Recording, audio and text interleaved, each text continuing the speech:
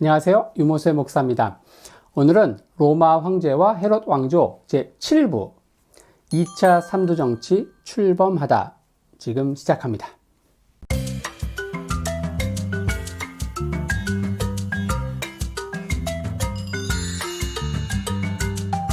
빌립보 전투에서 브루투스 일당을 격파한 이 안토니우스 옥타비아누스 연합군 두 사람은 공공의 적이 사라지자 권력투쟁을 본격화합니다. 권력투쟁이란 게 원래 진흙탕 싸움이라지만 이때의 싸움은 클레오파트라가 개입하면서 훨씬 지저분하게 전개되죠. 한편 로마를 등에 업고 유대 땅의 실력자가 된 헤롯 패밀리는 불안한 로마 정세를 뚫고 끝까지 살아남습니다. 마침내 헤롯은 유대인의 왕으로 등극합니다. 치정과 불륜이 가미되면서 막장 드라마 작가가 좋아할 만한 요소로 가득 찼던 이 시기, 로마와 유대 역사 궁금하시죠?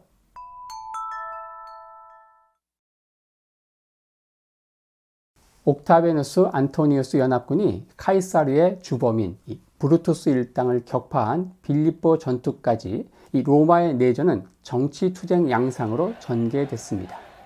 원로원 중심의 공화정이냐, 황제 중심의 재정이냐를 놓고 벌인 싸움이었죠.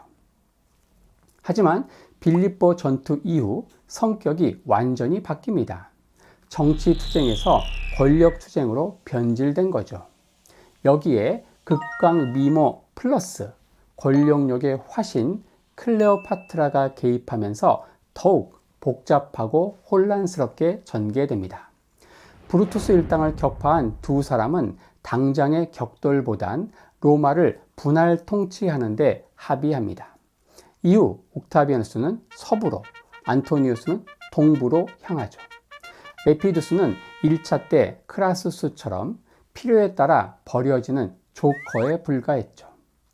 동부를 택한 안토니우스에겐 카이사르의 후계자가 되겠다는 확고한 목표가 있었습니다. 카이사르가 못다 이룬 유업, 그 시대에 살아가는 로마인들의 가슴을 뜨겁게 달굴 국가적 과업, 즉 파르티아 원정을 재추진하려고 했던 겁니다. 이 과업만 완수하면 가진 거라곤 카이사르의 양자란 타이틀뿐인 옥타비아누스를 제칠 수 있다고 판단한 거죠.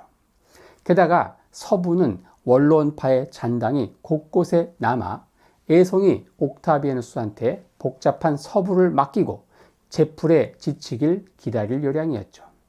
당시 한창 나이인 40세로 검투사의 체력을 가진 안토니우스가 고작 21세에 걸핏하면 소화불량으로 드러눕는 옥타비아누스를 제압하는 건 시간 문제처럼 보였습니다. 하지만 이 경쟁 구도에 예기치 않은 변수가 끼어드는데 바로 권력력의 화신 클레오파트라였습니다.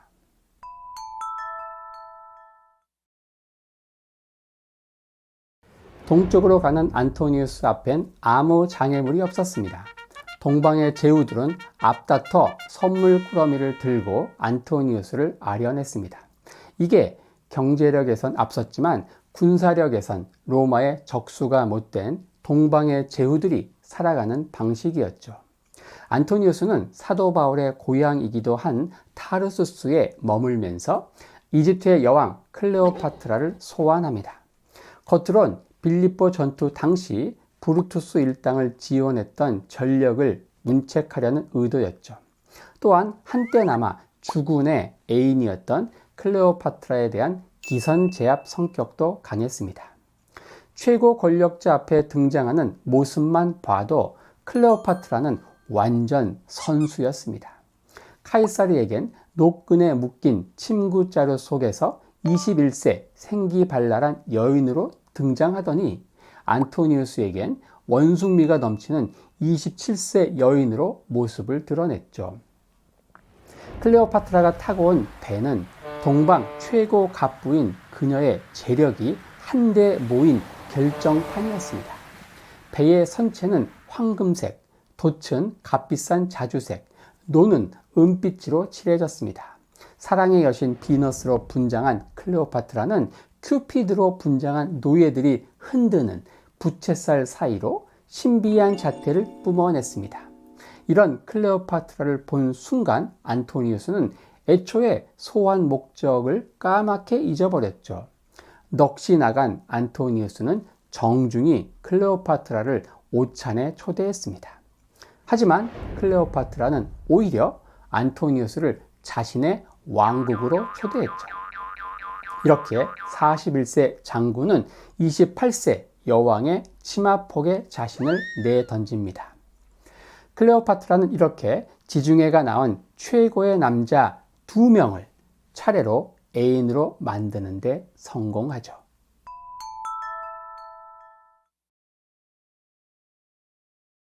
알렉산드리아는 멋진 식사 말고도 안토니우스에게 수작을 걸기에 완벽한 세팅장이었습니다. 한 번은 두 사람이 나일강에서 낚시를 즐기고 있었습니다. 애인에게 월척을 보여주려던 안토니우스는 물고기가 안 잡히자 짜증이 났습니다.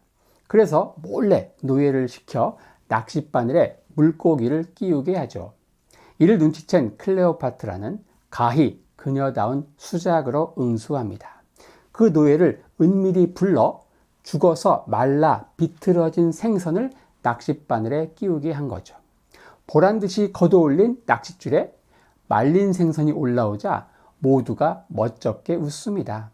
한참 무안해하는 안토니우스를 향해 클레오파트라가 던진 말이 가관입니다.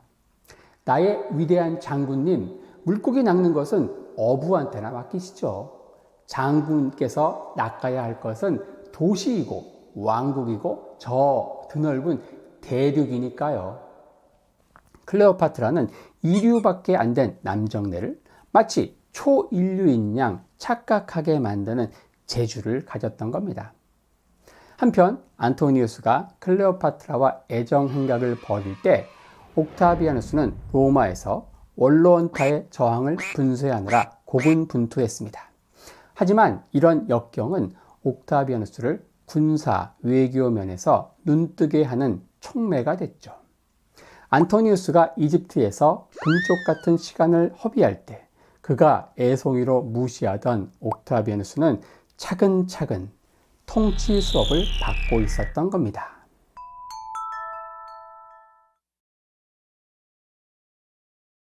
이탈리아 남부의 항구 도시 브린디시에서 삼두가 만납니다. 일명 브린디시 협정을 통해 안토니우스는 옥타비아누스의 누나인 옥타비아와 결혼하면서 동맹을 강화하죠. 안토니우스는 이미 클레오파트라 사이에서 쌍둥이를 낳았지만 아랑곳하지 않고 옥타비아와 성대한 결혼식을 올립니다. 브린디시 협정 이후 옥타비아누스는 원로원파 잔당을 타도하는 데 성공합니다. 이제 초조해진 것은 안토니우스였죠.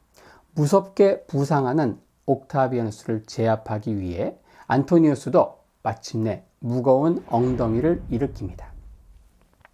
안토니우스는 파르티아 원정을 위해 시리아 안디옥으로 향합니다. 둘째를 임신 중이던 아내 옥타비아는 로마로 돌려보냈죠. 옥타비아는 현모양처의 미덕을 완벽히 갖추었지만 여인의 매력이 늘 이 미덕과 일치하지 않는다는 게 문제였죠. 안토니우스는 클레오파트라와 헤어진 이 4년 동안 옥타비아와 결혼 생활에 충실했던 것 같습니다.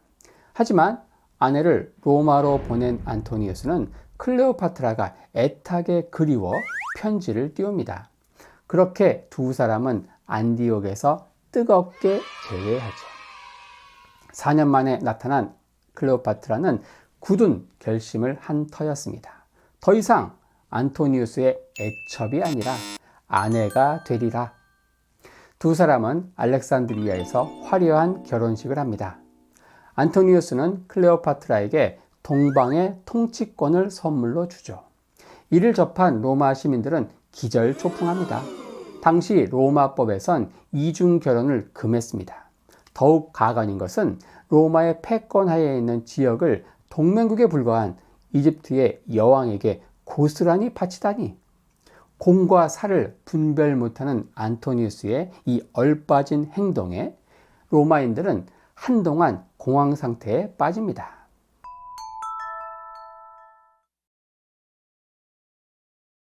한편 헤롯은 안토니우스를 새로운 후견인으로 만듭니다.